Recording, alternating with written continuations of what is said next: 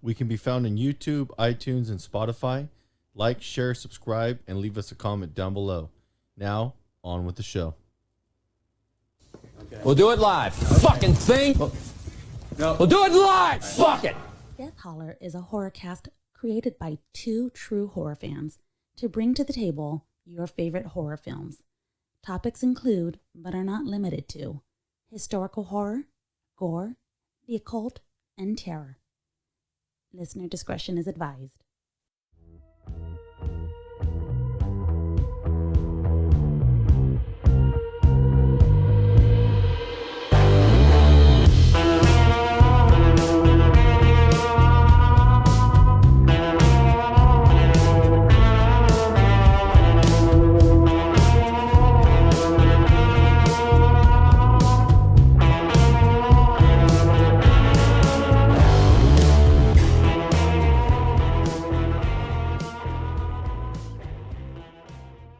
This scene kind of leads into what we talked about already with the love making, where we get he basically mentally had a menage a trois with two different women, and it kind of fucked him up actually.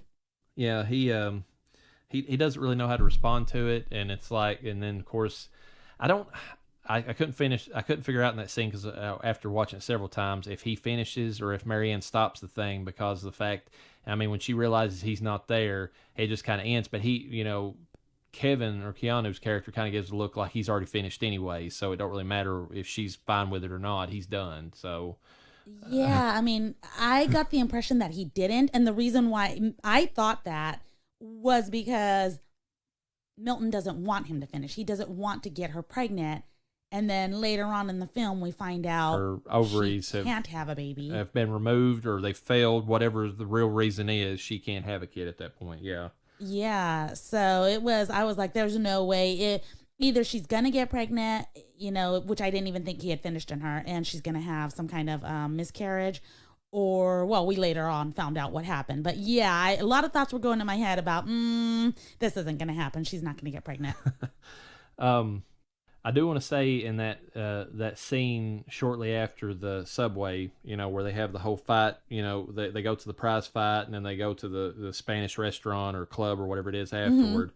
Mm-hmm. There's a couple things I really like about that. The fact that, Don King walks up, a lot of younger viewers might not know who that is. But anyways, he walks up and he's, he knows Milton and they're good friends. That kind of shows Milton's, like reach as far as like how far he's gotten into the upper echelons of things. But also after that scene, you've got Keanu or Kevin fighting with Marianne over the phone. Very natural scene. Every line he delivers, I'm like, there's been I've had arguments that sounded like that before. So that dialogue was spot on, perfect for like a fight between a husband and a wife.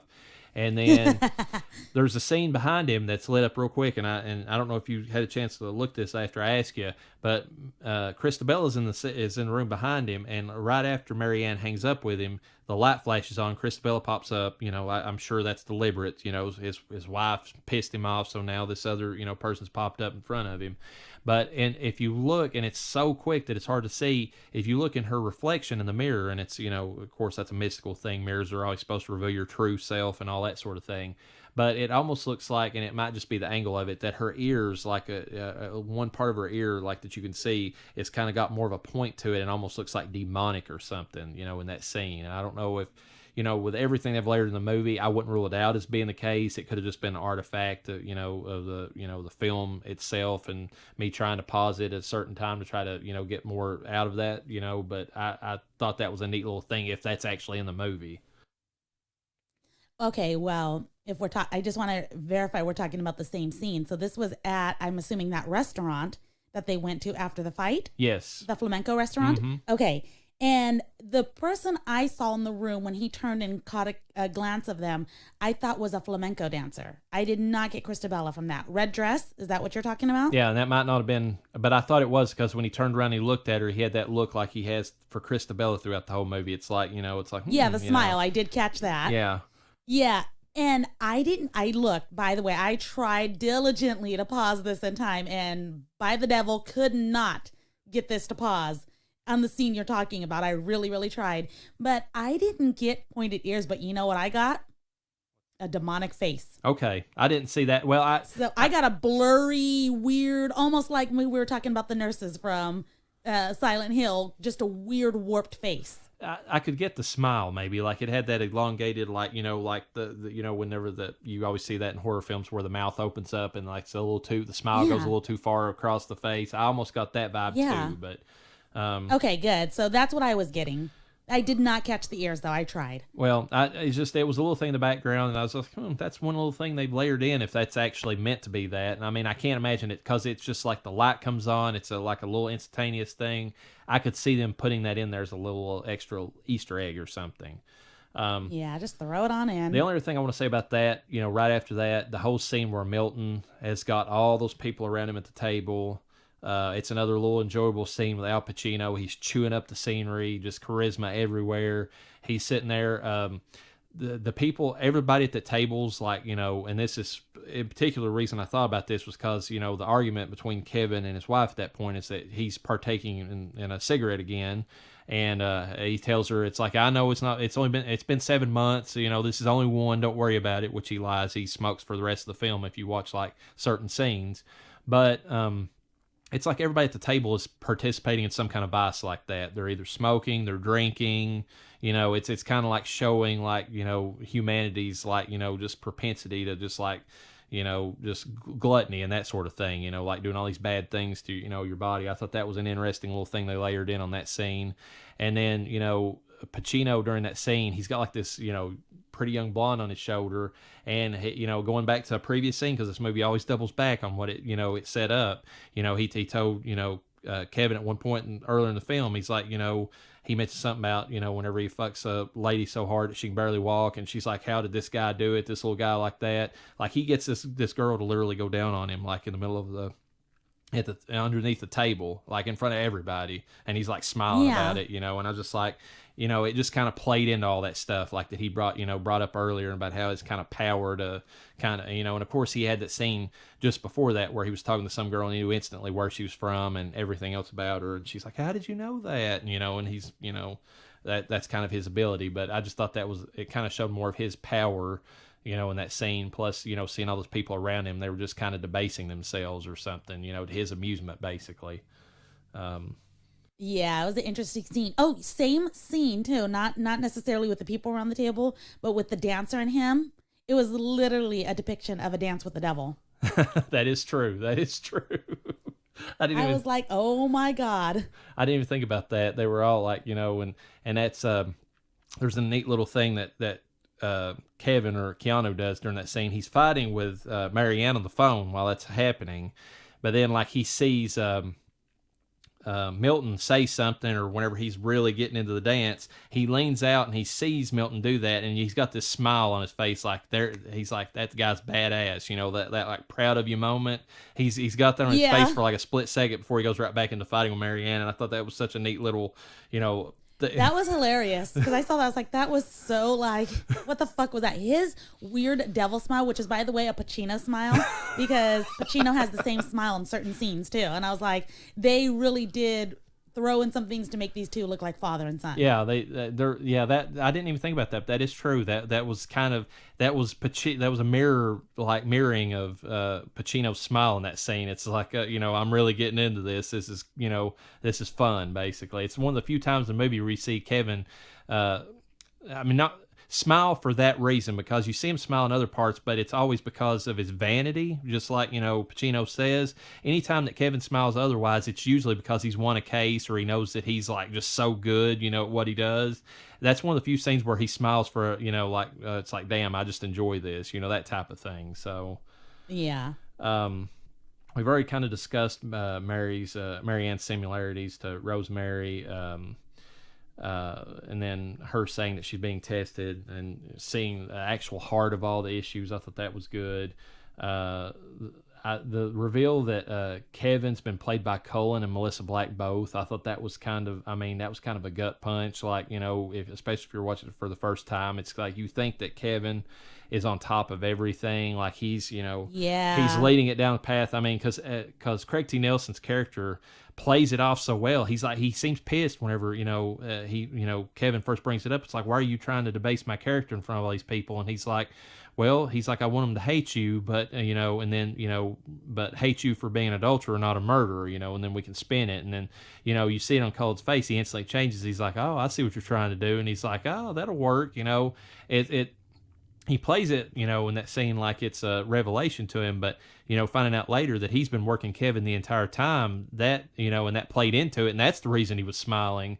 That's just, I don't know, it's just like such a, just a pulling the rug out from underneath you at that point.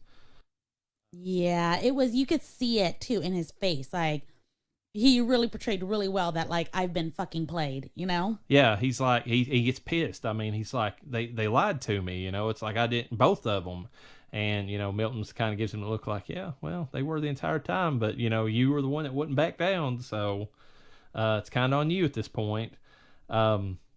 I like the fact that the lighting of the scenes, they always had like some kind of red, light or orange light or something like that, especially whenever it came to Milton's face. It was always kind of painting him in like those reddish orange tones or whatever to kind of give you that, a little bit. And there's several scenes with Kevin where they do that too.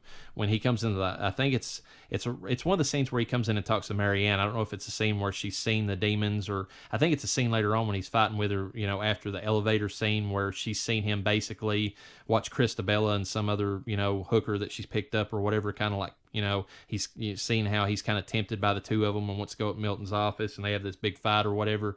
When, it's around that time that like he comes in the room, there's like all this red light behind him that's filtered in, and it kind of paints him, kind of hints that what his true, reveal is going to be as well. So there's a lot of that going on. I like that about the movie. Yeah, the ambiance in this film is really nice. They do a really good job with that.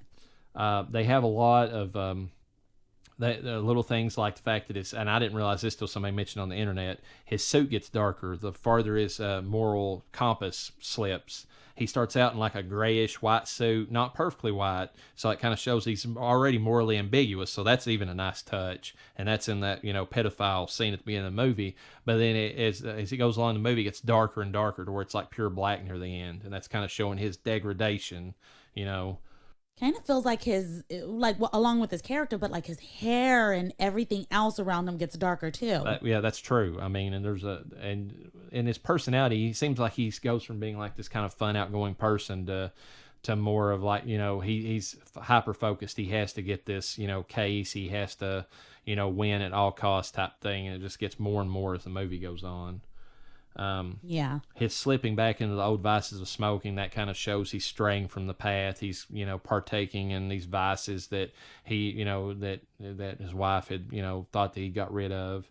And the next thing I was going to talk about, unless you have something else, is I just like, it's a quick thing, that speech that Milton gives over Barzoon's death, like when Barzoon's getting like pummeled by the demonic, that was a good bums scene. Or whatever. Like he's going on this big line about, he's got this big speech about God's special little creature, and it's, it's such a good scene because he's basically talking about like modern man, how like we've gotten to the point where with science we basically think we're gods, and that we have no respect for the earth or anything that the actual God created. And whenever things fall apart and, and we're left to, and we're, I think he, lays it on thick about how your dick's sore and your, and your eyes are, bloodshot and all that. And you can barely stand or whatever. Then, whenever you're crying out for somebody to help you, who you crying out to? You've already, you were the one that caused all of it. It's your own fault. You're the one that's going to have to live with the consequences type thing. And yeah, that was a really good scene. Really good, really deep. I mean, and it was kind of, I liked how it bounced from Kevin and Milton to Barzoon. Yeah, Barzoon. I was looking up different versions of his name to see if there's maybe a different spelling that would find out anything about that name, and I never found anything supernatural or special about that name. It just seems like a weird name. It seems like it should have had like some kind of, I don't know, a Nokian, thing or something to it. I don't know. It just had this weird, like, I mean, it sounds too out there for it to be just like a placeholder, or something. But yeah, a lot of origins behind the name, so it was truly a unique name that was picked for the movie. But of course, that scene leads in the. Of course, he ends up getting. From what I got of the movie, it's kind of hard to tell, but and that's one of the few nitpicks I have about it, is whenever he's getting killed, it looks like Marianne's watching him getting killed, but it doesn't directly show like the spatial relationship between the two of them. So Yeah. I don't know if Thank you. I don't know if she's directly seeing it or if it's like in her mind that she's seeing it, but she sees him get killed. It doesn't specify, that he's right in front of her whenever it's happening. So Yeah, and you never hear her mention, like, I saw. You would have thought that at this point, because she wasn't, institutionalized at this point, you thought she would have mentioned to him before she gets thrown in the hospital, hey, by the way, I saw Barzoon get killed by 2 bums, but they had weird expressions. They look like demons. Something, because at this point, he's knowing that she's having, hallucinations. right, and he's already discussed with the doctor and says that they think it's hormonal imbalance or whatever thing it was that he said, and so, and yet another thing about Rosemary's Baby, it's like nobody believes her, and all the authorities, quote unquote, are the ones that are kind of playing her off as being just nonsensical and that sort of thing, but. Well, unlike Rosemary's Baby, though, in this film, there was a time where she was like, this person was with me, but that person was actually with Kevin. So it truly made her look crazy, not just sounding crazy. He was like, oh my God, you're making this up. Like, I don't know what to do. I don't have anything else to do. My hands are tied. Yeah, exactly. It's like, well, he was with me at the court, so you're clearly insane by saying that, Yeah, and that was tough, dude.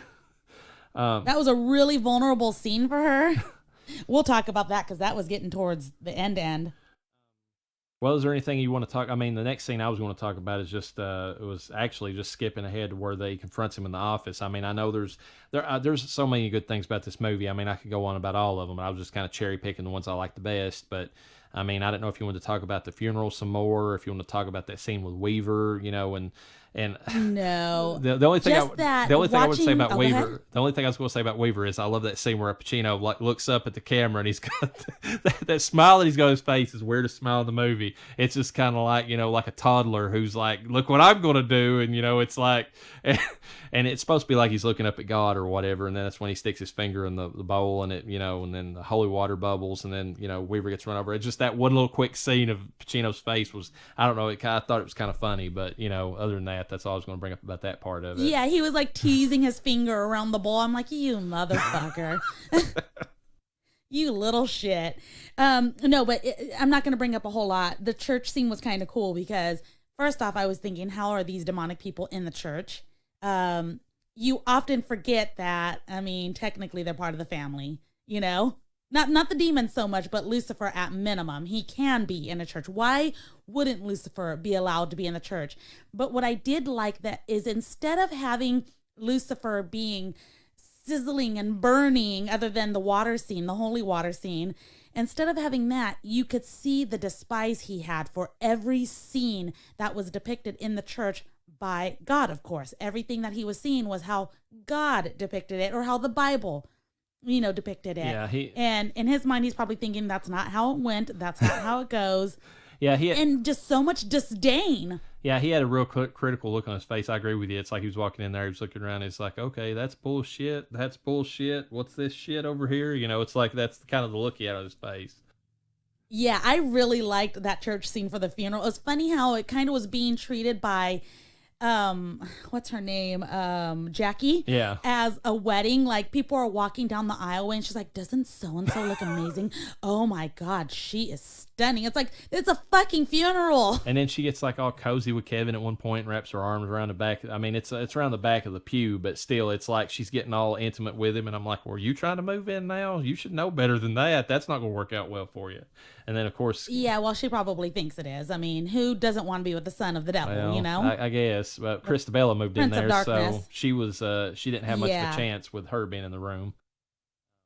Before Kevin gets to the meeting, though, and that's the end, right? We're talking about the meeting at the very end? Yes, but you're right. That scene where he's walking and the whole place, all of New York is empty, that is a great little scene, if that's what you're talking about. It is, yes. And it reminded me just basically of the parted sea.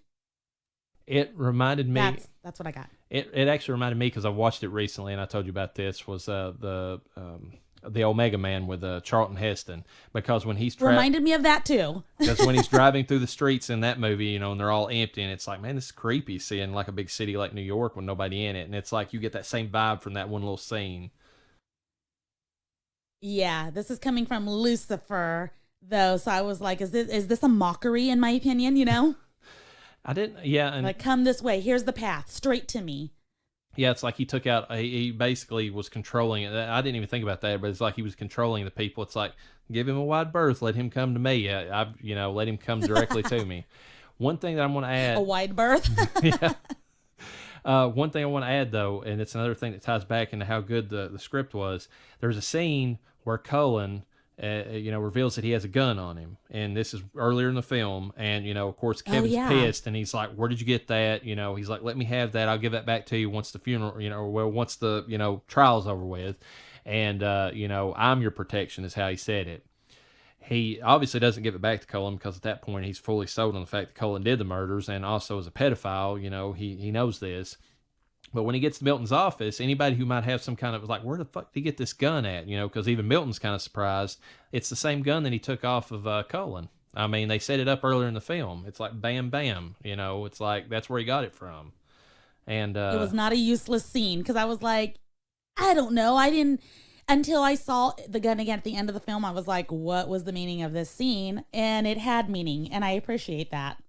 It's just one of those things where you don't appreciate it until it's like, that's good script writing. I mean, you didn't put this useless fluff in there. I mean, the gun actually came back. So, but there's not a whole lot that you can hate on that whole entire last scene where he confronts Milton. I mean, between the lore that's set up, first of all, Milton revealing that he's the devil finally because he gets shot and it obviously does affect him. And then, which was committed. How do I pronounce it? It was just so comedical. How do I pronounce this? I'm not wording properly. Comical. There we go. We'll go with that. It was because it was like he was bouncing and making these weird noises like the Joker from Batman. And it was a little bit annoying, but at the same time, it drove home the point that you're not going to fucking kill me. I'm the devil. Right, and then he has that whole scene where he's just like, he's like, how did you think you did all this? He's like, you the 64 wins, no losses. He's like, because you're my father. And then, Pacino has that great line. He's like, oh, I'm more than that. Everything. Yeah, I love that because he doesn't say he's the devil. He just implies. But just every bit of that. And then, like, he even makes, he's like, so what am I supposed to call you, Satan? And then, he just right back to him so witty. It's like, Dad. Just call me Dad. Yeah, call me Dad. It was genius. But there's not a whole lot to dislike about any of that because it's the best you get with between Keanu and Al Pacino. Al Pacino's just balls to the wall in that scene. He's letting everything go at that point. He might be chewing the scenes, but he's doing it in the best way. You get this new lore in the movie, which I love. It's not, the devil having a son is not the ultimate antichrist, like in, Rosemary's Baby or The Omen. In this movie, he has to make, he's made several Nephilim. He admits that in the movie. He said, I've had several children over the years. He doesn't hint, you could probably infer like maybe Genghis Khan, Hitler, some of the worst people in history were probably his children.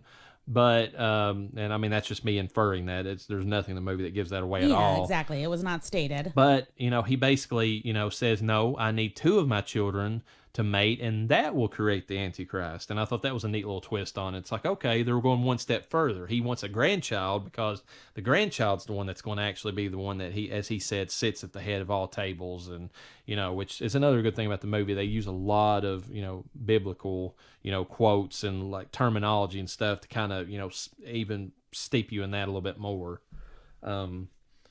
But I love how he reveals, like, in that scene too, he's like, I gave you several outs. He's like, and then there's a scene early in the movie too that I want to, bring up where he's so sympathetic. He's like telling, that's whenever it's a scene where, Kevin comes to him and he talks about how Marianne's sick and, and then And Pacino sells it so well because you really feel sympathy for him because he's actually being sympathetic to Kevin. He's like, well, your wife's sick, man. Just stop. He's like, take care of her. We'll be fine. Just go, go take care of your sick wife. No, you love her. Go do that. And, that's another, It was so fake, but so real at the same time. Like the meaning, like you felt he was being honest, but he was trying to give Kevin that quotation mark free will. Well, it's quotation mark free will. He knew that Kevin's vanity was, but I honestly got in that scene whenever, because he addresses that, because when Kevin says, that line about how, if I did and she got better, then, I would hate I would hate her because of the fact that she took me away from this.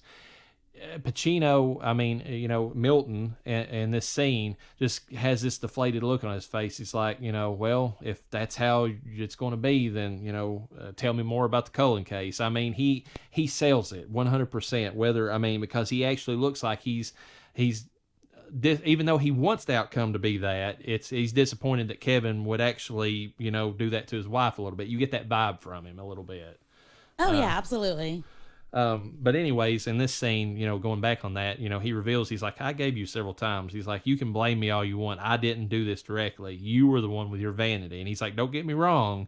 And I love this part of it too. He's like, I love vanity. He's like, it's my favorite sin. But he's like, your problem is you're bringing all this guilt onto the top of it. He's like, just let it go. He's like, enjoy the fact that you chose to be this way about everything, And that's kind of what he's trying to sell Kevin too. Whenever they're negotiating in their scene, he's like, I did like the negotiations. he's like, okay, and I love how Keanu, especially in that scene, came back. He's like, so what are you trying to offer me? And he's like, well, I'm offering you the best sex ever, the best highs from drugs, and Keanu's like, I can get that already, and that it's so good too because it shows how cocky he is. He's like, I can already get that. I can fuck whoever I want. What are you offering? That's kind of where he's coming from. And and of course Pacino comes back with, well, you can do all that and be guilt free. You can be happy with everything you do. So if that that has to get rid of the bricks, I think is the way he sells it. And of course, he has to throw in the stuff about how God, there's that whole scene about he's a fan of man and how God's, a prankster, that's putting on a joke, look but don't touch but don't taste, that whole line. It's all good, like every bit of it. It is. And of course, I was like, my husband just thought it was fucking hilarious. So, And then you have Christabella, and she's trying to, her last little thing of, seducing him to try to get the baby or whatever that's needed. And then I just love the fact that whenever he makes the ultimate decision and he kills himself, it's, I don't know what that shows about the movie, and I've not really thought about it, but, Milton kills Christabella like right off the bat. Like, he sends the hellfire to her, and she's just consumed, and, and probably the best, in my opinion, the best visual effects in the movie is her, mummified or burnt corpse. But, yeah, like, he doesn't direct his anger toward Kevin. He directs it toward her. Like, he punishes her for Kevin, like she failed. Yeah. Yeah, it's like, you were the cause of this, and so, and that whole scene where he turns into Keanu, like that's good. And, that was cool. And a lot of people, and the wings, that was cool too. That goes into the further thing about how he's an angel and all that a lot of people forget. But, one of my favorite things that I heard about, online that I didn't even realize is that whenever he's transitioning, Al Pacino, actually, for a split second, they used his face from The Godfather when he was much younger before they converted him over to, to Keanu. And how they did that was Rick Baker actually was best friends with the visual director or the visual effects artist on The Godfather, and they had molds still of Pacino's face from that film whenever I guess they had to make I don't know, molds of his face whenever he was some kind of dummy that was getting shot or whatever was happening. And so they used that mold to make the visual effects. So I thought that was kind of cool. It was way overkill. Yeah, a lot went into that 20-second scene. Yeah, and it was only like a split second on that little scene. So it was like total overkill. Yeah. But the fact that they did it was cool. Oh my God. It was, overall, in general, the final scene was just amazing on top of already amazing. And of course, they go after that back to the courtroom, and he finally makes the the ultimate decision, the one that he should have made the first time, which is to just cut the guy loose, the pedophile teacher, and just even if it meant him being debarred or whatever or disbarred, then he just moves on with his life. Although there's one little thing I like in that. I already told you about how Pacino revealed that he was Larry, the reporter, in that scene. Well, it shows his face again, at the end of the movie, kind of hinting, driving that home. But he is the one person that, yet again, he gets Kevin to do something Kevin didn't want. Because Kevin, when he's going down the steps with Mary Ann, because they've been reunited in this, now that it's been reset, Kevin's totally fine with being disbarred and not being a lawyer anymore. Or at least he seems like he is. And then Larry's like, well, what if I gave you the option of like saving your job, and we played this off as a sympathetic, you had to do this and all that, and you're a hero, and then and then that he gets him, he gets him one more time, because Keanu's like, call me in the morning, we'll talk this over. And that's when Pacino changes. He's like, and then it says that line about vanity, my favorite sin. So he got him one more time. Even when he made the good decision and did the right thing, he still got his vanity to work against him in that scene. I thought that was good. I was impressed by it. You know what it reminded me of? It reminded me of a little bit, which not really, but we talked a little bit about Bedazzled. Yeah. And how at the end he makes the right choice, but you kind of still see the devil, in the last scene. And I just loved how we got to see Pacino as the devil again, basically come full circle. All right, here's my second chance at making this happen again. Yeah, because he's basically, if he can keep Kevin as being a lawyer, there's a chance that his vanity will win again, and he'll slip back into it. I mean, it might happen a different way, but he'll make the morally corrupt decision again and send him down that path. Yeah, but I wonder that if Kevin does that, will he remember his dad, and will he remember everything? Is the devil going to try to, get in on his sympathetic side? So many questions. It was such a good movie. They could do another movie or two on this probably. Speaking of that, there is the rumor out there, and it's been, I think, floating since 2014. They made Niederman made a prequel series, which was Milton's ascent into being like the head of that firm. And it's been shopped around as a TV show, but they have yet to, really get anything developed out of it. But that would be an interesting prequel.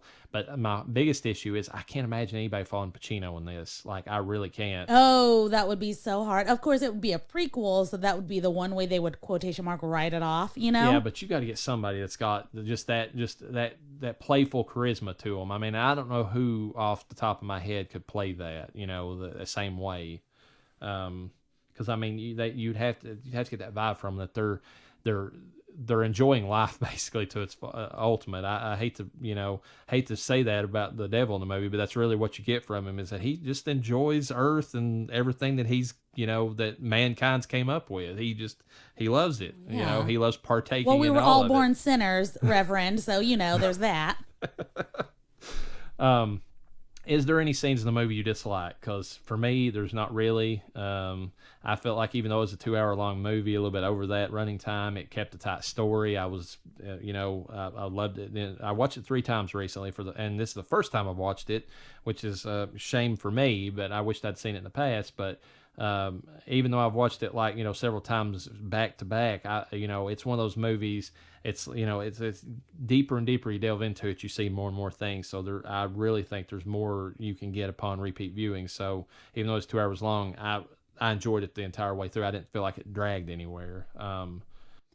No, that's the one thing I liked about this movie is the rewatchability. That it was big for me because I don't know that you know this. I'm pretty sure I've stated it. I feel like my husband's the only one that knows this, that I am a one and done with almost every film. It could be an amazing film. And this one I have watched 3 times recently as well, just because the first time I had to kind of just enjoy it. And then the other 2 times it's like, okay, let's get some details from this. And I can honestly say there might have been a scene that I was like, okay, what's going on here? But other than that, there wasn't anything that I didn't enjoy. The only, which is so hard.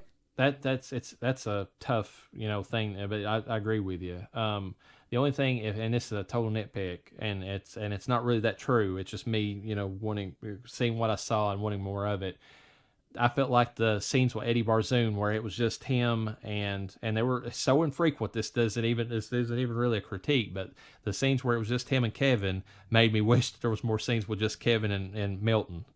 It's just like, could you cut those down a little bit more and get a little bit more Milton into this? And usually Milton popped into the scene anyways, but it's just like anytime I didn't have Kevin and and Milton, going back and forth, I kind of felt like I was missing something from the movie a little bit. Yeah, and I think that's kind of good because that means you had more desire for Milton, and that's kind of what you want. You wanted that character to be there all the time. That's how good of a character it was. So I agree with you with that. And like I said, not so much a nitpick, like you said, I should say. It was just hey, I want more of this. Yeah, and I kind of feel like if I'd got more of that, it might have like took away the specialness of them or something too. So I mean, you don't always get what you want, but you get what you need. That sort of line. But yeah, that's the only thing I can really think of, other than the fact that I personally wasn't impressed with the visual effects for a lot of stuff. I'm glad that you liked them. I thought they were okay. It was just like I said, I saw Rick Baker's name and I'm like, really? He did this? I was like, the guy who did American Werewolf in London? It's just kind of like, I was kind of surprised by that. I always joke on the Rain Man show and Star Wars From the Back to Tank about being blissfully oblivious is the term I make for myself, because I don't know enough about who does what in the industry and who is that impressive. You know a few big names. That's one thing. Okay, great. But I don't know enough about that. So I'm able to sit back, watch this. Maybe I missed it. It'll bother someone more than it bothers me. And then I think, okay, this film was in 1997 and I'm watching it now and I'm like, yeah, I dig it, man. I like the look of it. That, as long as it provides some kind of nightmare feel for me that I'm like, okay, got to sleep with the light on, I'm good. That means I enjoyed it. I do like the fact that they kept a minimal amount in the movie, though. I feel like keeping it more grounded and keeping it more just focused on the character interactions and the dialogue and that sort of thing was better than, going into like I said with Schumacher. His whole thing was whenever he was going to do the movie, he was going to have it very FX, heavy. He was going to have like all kinds of demonic stuff in it. And I felt like that would have been a cheesier movie by a long shot if they would have done that. Oh, yeah. I think holding back worked really well for them. Just a little bit more trivia on it. The movie, whenever it got, kind of put away after Schumacher turned away from it. And it wasn't that Schumacher didn't have it. He wanted to do a movie. The only thing was he couldn't find a good, person to play the devil. That was the one reason why he couldn't get the film made. But the reason that the movie came back on as far as them deciding to option it was the fact that the O.J. Simpson trial was actually, was what got them to think about it, because whenever they saw the country's reaction to that and how captivated people were by it, they were like, hey, don't we have some kind of script about, law firms and the devil or something? It's like, hell yeah, let's make this movie now. So it was like, it's strange to think that the O.J. Simpson trial was really what got this movie made, but that's part of the reason why it got brought back out. Huh, that's interesting. I did not know that. And I mean, man, you talk about like, what if they had skipped out on it forever? What if it was never made? I think that would have been lost, because I mean, Pacino now is good. I mean, he's got some good scenes in Once Upon a Time in Hollywood, but he's very sedate versus what he was in this movie. This was the height of the hoo-ha, Pacino, which exactly. So I can't imagine. It would have been just, I'm glad that I hate the circumstances if it was the OJ trial in particular that led to us getting this movie, finally made, but I'm glad that it got made. I'll just put it that way. I say whatever worked, okay? It was Taylor Hackford, whenever he was hired, him and Gilroy, I believe his name was, the writer that added the part about Milton being the father of Kevin. That actually wasn't in the novel, and I think this movie would not work if it wasn't for that. I don't think. I think that's what the linchpin of this movie is the fact that it's father and son, and they worked all that stuff in there. Apparently in the novel version, Kevin, who was Kevin Taylor, ends up killing Milton, and then he goes to prison for a lifetime sentence. Even though he killed the devil, he killed what everybody thought was a regular man, and so he goes to prison for life for it, and that's how the book ends. So I think the movie's actually better in the book in that sense. Yeah, I'm going to agree with that, which is weird because usually the book is better. Usually. Pacino was originally turned down the part of Milton, and he turned it down several times. It took several rewrites before he decided to agree to accept it. And Did he have anything to do with the writing? he just didn't feel like the part. I think, who did he say that he wanted the part to go to? He said that. God, I can't remember now. There was another actor that Robert De Niro. No, I was kidding. Who was it? I was joking. I said Robert De Niro. No, it wasn't De Niro, which would have been funny. He had another character in mind, or another actor in mind. I just can't remember what it was. I had it in my notes, and I forgot to put it to transcribe it over. But anyways, he had another actor that he thought for the original script was a better fit. And then the more they rewrote it, because Keanu really was fighting for Pacino in this movie. And so when they went back, finally he got to look at it, and he's like, "There's something to this character. I like where it's at now, so I'll take the." I guess he just didn't like how, the character's motivation, or kind of how it was portrayed. It was a little bit more out there, and you didn't have all what it became later, I guess, is what he was seeing. But funny thing is that he watched the 1940s film, which we will be covering at some point in the near future, The Devil and Daniel Webster, for his inspiration on how to play the devil. He actually went to that film, and I can see it. Whenever I heard that, I can see it for sure. And we'll kind of discuss this when we get to that movie. But the way that the actor in that movie, and I can't remember his name off the top of my head, we'll get to that whenever we get there, but he played the devil very similar. It was like he always had, he was having fun. He knew people were just going to, walk into his trap, basically, and he was just having fun with it. And that's kind of, and I think that's what Pacino took from that actor in this, in that film. Keanu Reeves turned down Speed 2 to film this movie. That was a big pay cut. Because he was going to get a lot of money for Speed 2. And you would have wow. You would have thought that it was just because he didn't he wanted to, play the part, and he did, but his main reason was, and I don't know how smart this was, but he just didn't want to do two big action movies back to back. That was his sole reason for not doing Speed 2 instead of this. Okay, I mean, either way, it's worked out. He has done very well, so first of all, before that, he also took another pay cut. In fact, that wouldn't get Speed 2 pay. He took a pay cut actually on this film, what he was originally offered, so that the production could afford to hire Pacino, because originally they didn't have the budget to hire him. And Keanu stepped up and said, "Listen, pay me less, give him the difference. We need him in this movie." And that's probably so basically he paid Pacino to be in the movie. He did. He outright paid Pacino to be in the film, but he paid his wages. But it worked. But what I was going to say is, Keanu Reeves at this point was a joke. A lot of people don't remember this because, now he's John Wick, he's done The Matrix. Keanu's a loved figure now, but at the time this movie was made, he was at the slump of his career. He had done Speed. A lot of people just knew him as the woe guy. He didn't have a lot of emotion on his face when he was doing acting. This movie is what turned it around for him, and it's because he actually put up an effort in this movie, and I think he did a damn good job in it as far as his acting in the movie. Yeah, and you know what? The thing about him, too, is that he didn't really care that what a lot of people thought about him. He was more of I'm just a normal guy. He really does live his life pretty normally in terms of most actors and actresses. So, yeah, this movie probably kicked it off for him, and maybe he was a joke, but I don't honestly think that fazed him. I don't think it fazed him either, but I think he realized what was happening, as far as his career went, because, you hear him talking from the time about, how he went into this movie, and he really wanted to do good on this one. So, I don't know if that pressure was getting to him a little bit about how he was kind of in a slump, but he went through the research of, actually, talking to lawyers, studying trials, kind of see how that all went. He actually went through the time of trying to, get a better accent for the film. And like I said, that shows, because if you watch Dracula before this, you'll see, he definitely did a lot better job on the accent part. So, yeah.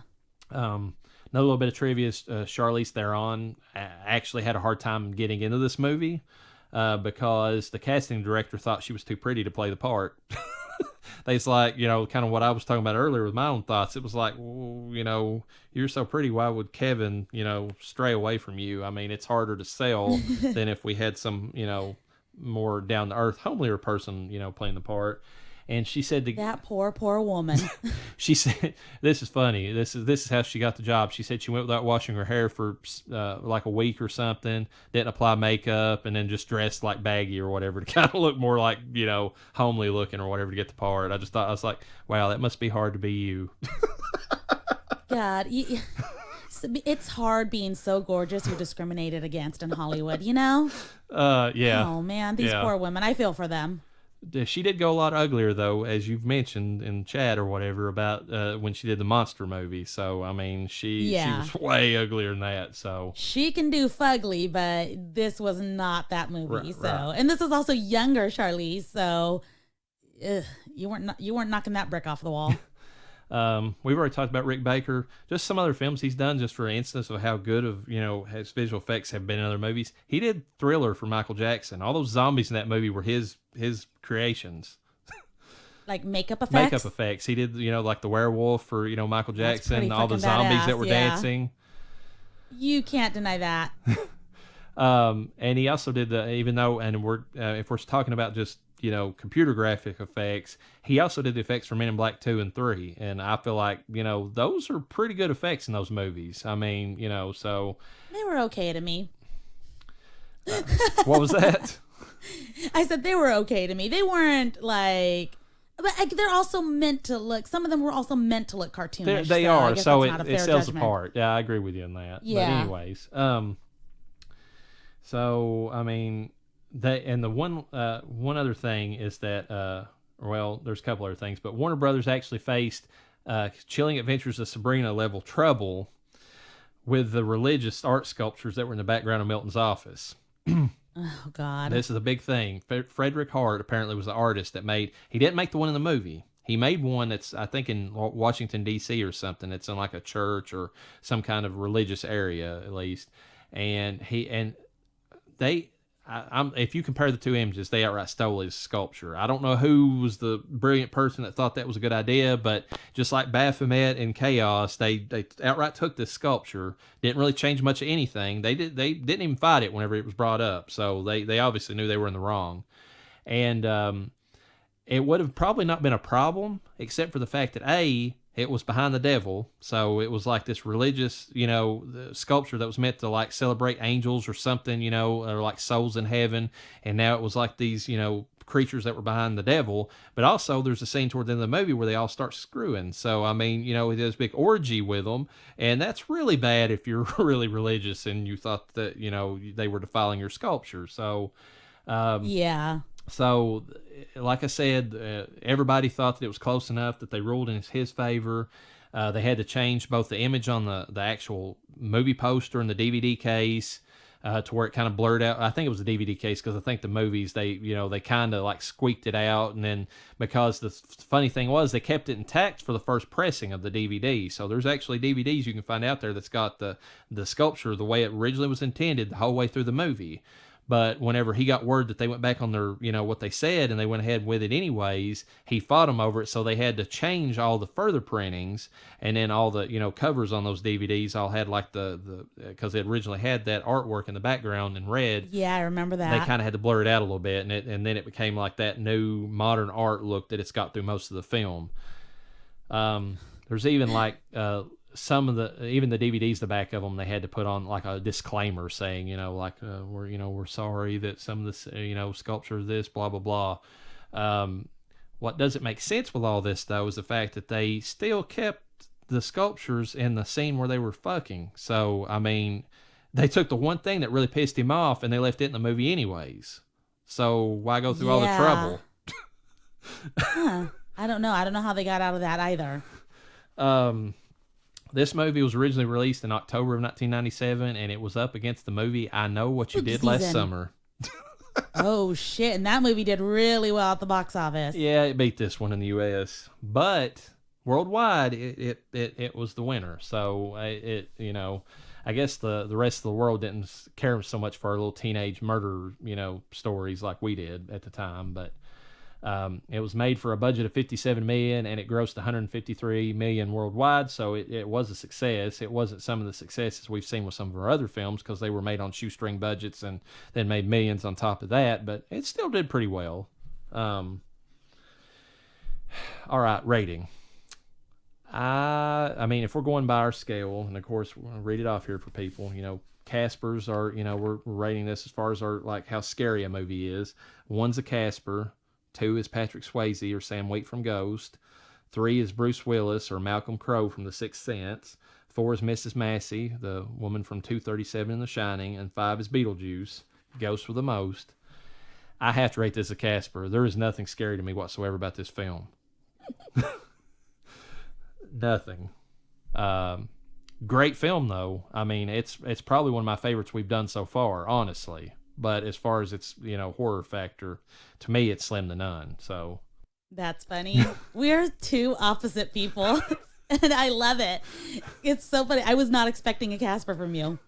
Yeah, I was watching. I was like, this is a good courtroom movie. I'm like, oh, there's some demon faces. Okay, good courtroom movie again.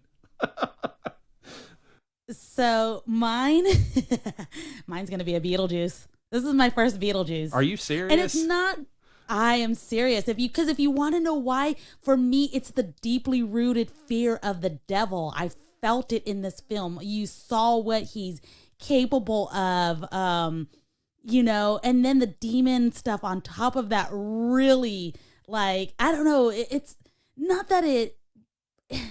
I can watch a scary, scary, scary movie, okay, and not have a nightmare. But when it starts going against my Catholic upbringing and the potential in my Catholic mind thinks this badness is possible and can be out there, that is where it gets me. And that's where I will have dreams, weird dreams and nightmares for probably weeks, and they'll just be sporadic and they will fucking get to me and scare me. And I love that kind of fear. So I did have that kind of fear in this movie. And that's why for me, it's a Beetlejuice. Oh, wow. You're probably going to die of fright from the unholy then. Because, I mean, it actually had at least one jump scare that actually almost got me, like I said. So, and it has a lot I told you. It's those kind of things, which I'm surprised I didn't really, because I didn't even give The Exorcist a Beetlejuice. No, you didn't. And you didn't. I mean, would you give the Omen was a Casper for you, I believe? I mean, that at least had some frightening or uneasy stuff to it. I mean... Okay. I mean, this one just played so well with everything. And I watched this as a kid and I wasn't even like scared of it. I'm not saying I was terrified, but it's scary enough that I'm like, fuck, man. Like I didn't realize this stuff when I was a kid. I was just glossing over it, and I didn't really get to watch a lot of it. My parents were like, here, cover your eyes. Well, I mean, I was like 15 or something when this came out. They were really strict too. I mean, I can't fault you for that. I mean, people, comedies like, and horror are the same in the sense of, two sides of the same coin. It's like, what some people find hilarious, others think is just dull and boring, and then, vice versa. And then the same thing with horror. I mean, it's just, there's a lot of, like upbringing, a lot of outside things that play into your fears that you don't even think about. So I could kind of see that. And that's for me what it is. It's like these are the things that get to me at the end of the day. Which is zombie season is going to be really interesting, letting you know that right now. Well, I mean, my deepest nightmares are about zombies. So every zombie's going to be like, Beetlejuice, Beetlejuice, Beetlejuice. Oh, shit, I said it 3 times. Yep, he's going up here now, and we're all doomed. But yeah, he's coming after me. When it comes to zombie season... it's going to be real hard for me to delineate zombies now versus zombies then, because zombies are the movies that's gave me the worst nightmares of my entire life. But at the same time, they're the movies that I enjoy the most now. They're like my favorite genre. It's like I've flipped to the other side. I've watched them so much that I don't know how to describe it. It's like I've conquered the fear, and the only time that I dream about zombies now, and this is a weird tangent, but is like when I'm having like some kind of anxiety from like work or something like that, it always presents itself in the form of a zombie dream. Like every time, it's like my brain's like, okay, you've got some kind of problem that you're dealing with and you can't overcome it. At least you don't think you can. Here's zombies, because that's what they apocalypse. are. Oh yeah. So I don't know. It's gonna be fun, but to me, because our last special presentation, we had complete opposite. Well, not as opposite as this one. We really went off the rails with the oppositeness in this one, and I fucking love it. I'm laughing so hard right now because I'm like, was not expecting 1 from you, but you were not expecting a 5 from me. So No, but I mean, like I said, I mean, even if I don't think it's a scary movie, it's one of my favorites we've reviewed. I mean, outside of the Vivitch, those are the 2 films that, I mean, I like some of the other ones, don't get me wrong, but those are 2 films that there's just so much to them, and you can get so much out of the movie if you just keep watching it, that that's why I like both of them, I think. Yeah, the Vivitch and this film, oh man, really good film. I think at the end of the day, despite what our scores were in terms of scariness, this is a film, we haven't said this much about other films, but this is definitely a film you need to watch if you have not watched it. I think you can agree with me on that. Oh, I agree entirely. I mean, I was, when I saw it, whenever I was looking up, okay, devil films for the season, like what do we need to cover? And this came up. I'm like, what? Keanu Reeves movie from the late 90s? What the hell is this? I was just kind of like, I was kind of poo-pooing it in my head. And then whenever I watched it, I'm like, why did I wait so long to watch this? It's like, you just, I mean, sometimes you find gems like that you didn't know, and that's what I live for. That's why I watch all these shitty indie films, hoping that there's one diamond in the rough of all the turds that I'm having to go through to find it. So that's what's going to happen on this show. We're going to run into a lot of scary movies that I have not watched, and I'm going to be like, why did I wait so long? All right. So we got through the ratings. Is there any kind of plugs that you'd like to go over before we kind of kick it out here? Yeah, real briefly, Blue Collar BS is on every Friday now, so we've been consistent with that, unless, of course, we're on vacation or something, and that's, in this economy right now, we're not going to be doing that, not with the whole COVID making traveling bullshit. There, I said it, So there's that. Hot Mess Express is when we can get all the bitches on board, so really no set dates on that. And then Death Holler, you will continue to be getting at least 1 episode a month from us, main episode. Every now and then we're coming out with special presentations because we just can't stay away from these scary films. So, no. Other than that, not a whole lot of news. Well, the cameras are up. So if you want to see the Hubs and I, our ugly mugs on YouTube, we are getting a little bit better about posting the videos and the audio after we've rendered them, so that they work together a little bit better and sound a whole lot better. So we're learning. We're getting things up and running here. So it's real professional, people. You need to check it out. It's good stuff. Yeah, real professional. Well, with that, peace be with you. And with your spirit.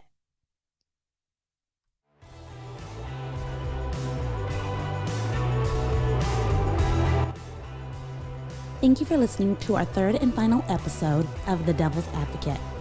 If you enjoyed this episode, please look forward to our upcoming episodes where we will continue the theme, The Devil's in the Details. Death Holler is brought to you by Blue Collar BS, with your hosts, the Reverend Dr. Death and LlaReyna. Please like, subscribe, follow, and share. We'll catch you next time. And don't forget to bring your death certificate.